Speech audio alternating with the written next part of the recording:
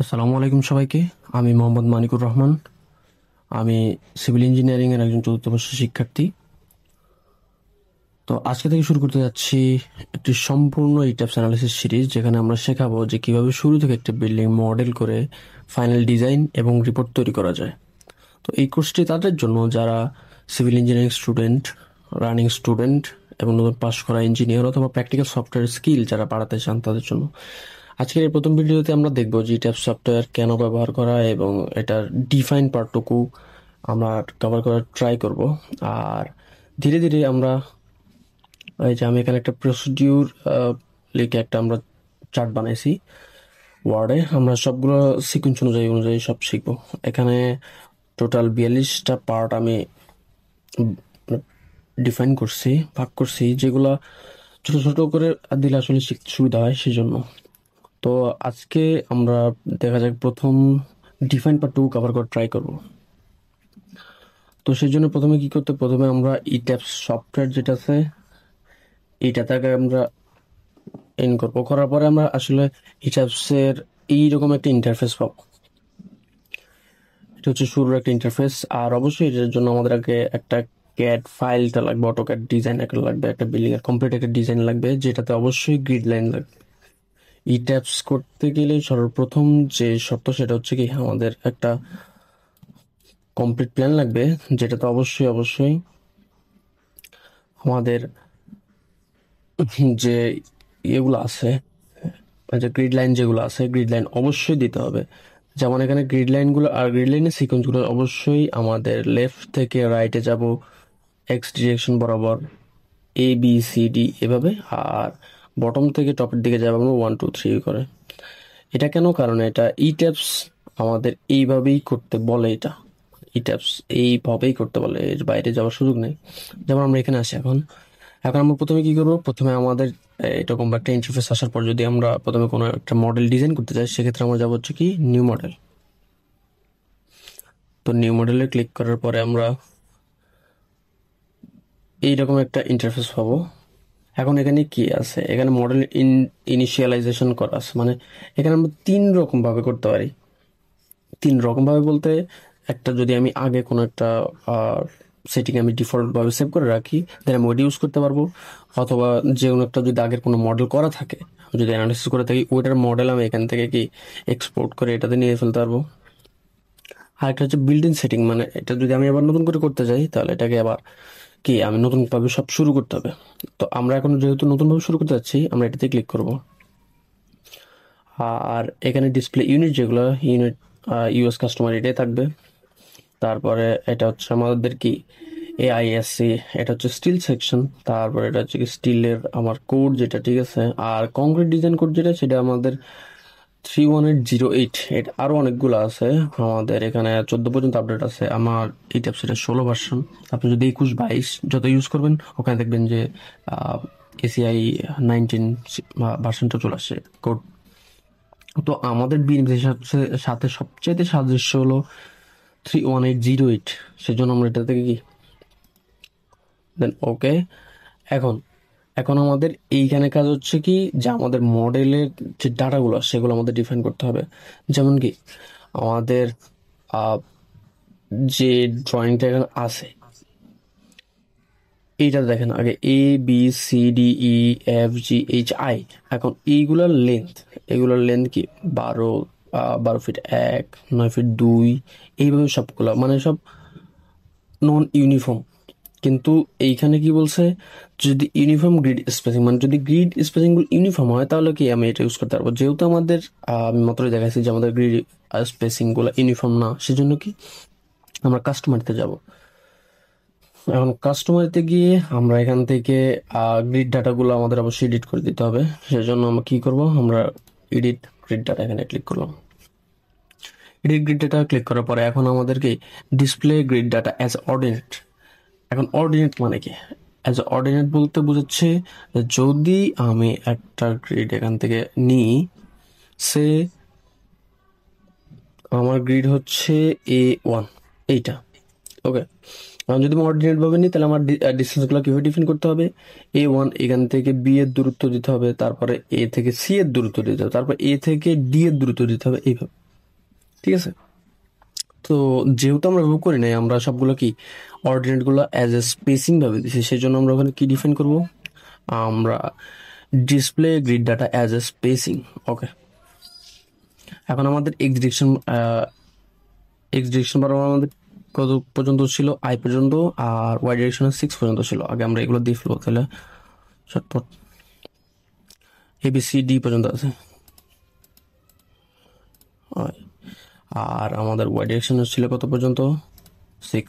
ওকে, এখন আমি চটপট ডিস্টেন্সগুলো দিয়ে দেবো, 12, 1, 9, 2, 4, 6,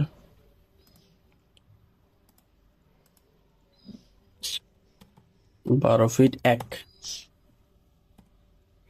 9 ফিট 2, 4 ফিট 6, ফিট 9, 2 ফিট 9। এর পরে কি ছিল,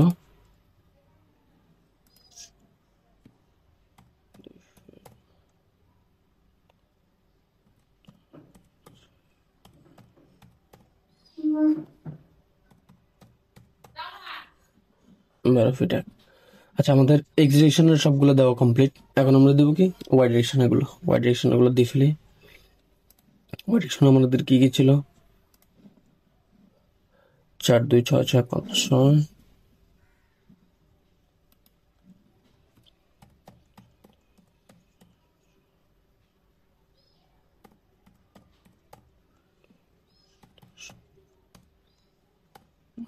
এন্ড লাস্ট ওয়ান কি ছিল, 10 ফিট 2, 10 ফিট 2। ওকে, এখন এইখানে আমাদের দেখা যাচ্ছে যে বাবল সাইজ যেগুলো, এইগুলো এক্সট্রিমলি একদম একটার সাথে একটা সবগুলো ওভারল্যাপ করছে, যেটা দেখতে খুবই কি মানে ডিটেক্ট করতে তো সমস্যা। সেজন্য কি করবো, আমরা বাবল সাইজগুলো এখান থেকে কমে দিতে পারি। কত, 30 দিয়ে ট্রাই করে আগে। 30 দেওয়ার পরও একটার উপর একটা ওভারল্যাপ করছে, দেন আমরা 25 দিয়ে ট্রাই করি, তারপর ওভারল্যাপ করতেছে। আচ্ছা, এর বেশি ছোট দিলে আসলে দেখা যাবে না। দেন আমরা চাইলে এখান থেকে গ্রিডের কালারগুলো চেঞ্জ করতে পারি, যে কোনো একটা র্যান্ডম একটা আমরা চাইলে ইউজ করতে পারি, সমস্যা নেই। আচ্ছা, করলাম একটা। দেন এখান থেকে ওকে, আমাদের ডিফাইন ডাটাগুলো দেওয়া হয়ে গেছে। আচ্ছা, এখানে আরেকটা বাকি আছে কি, যে আমাদের বিল্ডিংটা কত স্টোরি, মানে বিল্ডিং এর হাইটটা কত সেটা। তো আমাদের বিল্ডিংটা যেহেতু আমি এটা ডিজাইন করছিলাম G+5, তো এখন যদি G+5 হয়, তাহলে এটা আমরা কত তলা দিতে পারি। জি মানে হচ্ছে গ্রাউন্ড ফ্লোর, জি মানে হচ্ছে গ্রাউন্ড ফ্লোর। এখান থেকে তারপরে গ্রাউন্ড ফ্লোর থেকে আমাদের যদি আর 5 তলা হয়, তার মানে কত হচ্ছে 6। এর উপর হচ্ছে একটা রুফ আছে, কত হলো 7। তার উপরে স্টেয়ার টপ মানে চিলেকোঠা যেটা আমরা বলি, ওটা হলো কত 8। এরপরে যদি আমাদের ওয়াটার রিজার্ভার থাকে, দেন যদি মেশিন রুম থাকে, তো এরকম। তো আমাদের তার উপরে ছিল কি ওয়াটার রিজার্ভার ট্যাঙ্ক ছিল, তার মানে আমার টোটাল হচ্ছে কত 9টা। তো নাম্বার অফ স্টোরিজ আমি দিব হচ্ছে কত 9। আর ফ্লোর টু ফ্লোর বা ক্লিয়ার হাইট বাংলাদেশে অ্যাজ ইউজুয়াল 10 হয়। যদি বটম স্টোরি হয় সেটা সেক্ষেত্রে 12 দিতে পারি যদি পার্কিং থাকে, আদারওয়াইজ সবগুলাই 10 হিসেবে কনসিডার করা হয়। তো আমি এটা বটম স্টোরি হাইট বলতে ফুটিং থেকে আমাদের গ্রেড বিম পর্যন্ত যে হাইট, এটা আমরা সচরাচর যদি শ্যালো ফাউন্ডেশন ধরি, এটা হচ্ছে 6। দেন এখান থেকে আমরা যাবো হচ্ছে কি কাস্টম স্টোরি ডাটা, এখানে আমরা ক্লিক করব। দেন এটার ডাটাগুলো আমরা এডিট করব। এখন এটা কি, এটা জাস্ট আমি নেমিং করব। এটা হচ্ছে বেস বলতে ফুটিং বা ফাউন্ডেশন। ওইখান থেকে আমাদের স্টোরি 1 যেটা, এটা হচ্ছে গ্রেড বিমের উপর যেটা থাকে, মানে গ্রাউন্ড ফ্লোর। তারপরে এটা হচ্ছে কত, স্টোরি 1, স্টোরি 2, দেন এটা হচ্ছে স্টোরি 3, স্টোরি 4, স্টোরি 5।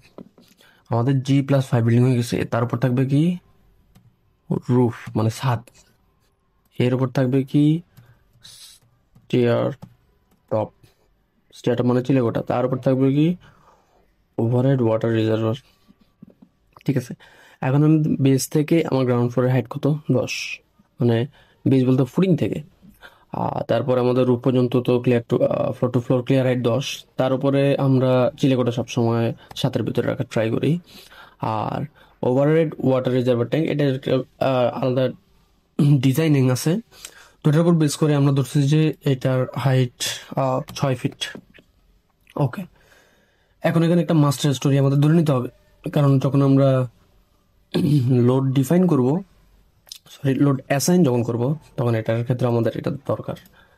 তো সেই জন্য আমি ধরলাম কি যে সবগুলা ফ্লোরে একই রকম লোড দেওয়ার জন্য আমি স্টোরি 1 যেটা সেটাকে মাস্টার স্টোরি ধরলাম, যাতে কি যতগুলো আমার ফ্লোর মানে যতগুলো একই রকম অকুপেন্সির ভিতরে আছে, একই অকুপেন্সি ক্যাটাগরির ভিতরে আছে, সেগুলো যেন আমরা একটা স্টোরিতে যদি আমি লোড অ্যাসাইন করি, বাকিগুলো তো অটোমেটিক যেন ওটাতে হয়ে যায়, মানে অ্যাসাইন হয়ে যায়।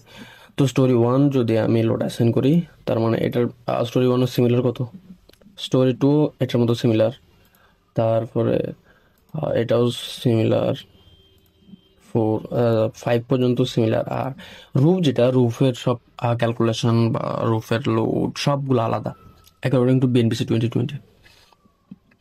তো এই যেগুলো দেওয়া শেষ, দেন ওকে, দেন এখন আমাদের সবগুলো কাজ শেষ। এখানে গ্রিড অনলি অবশ্যই আছে, you have to check it and then click okay.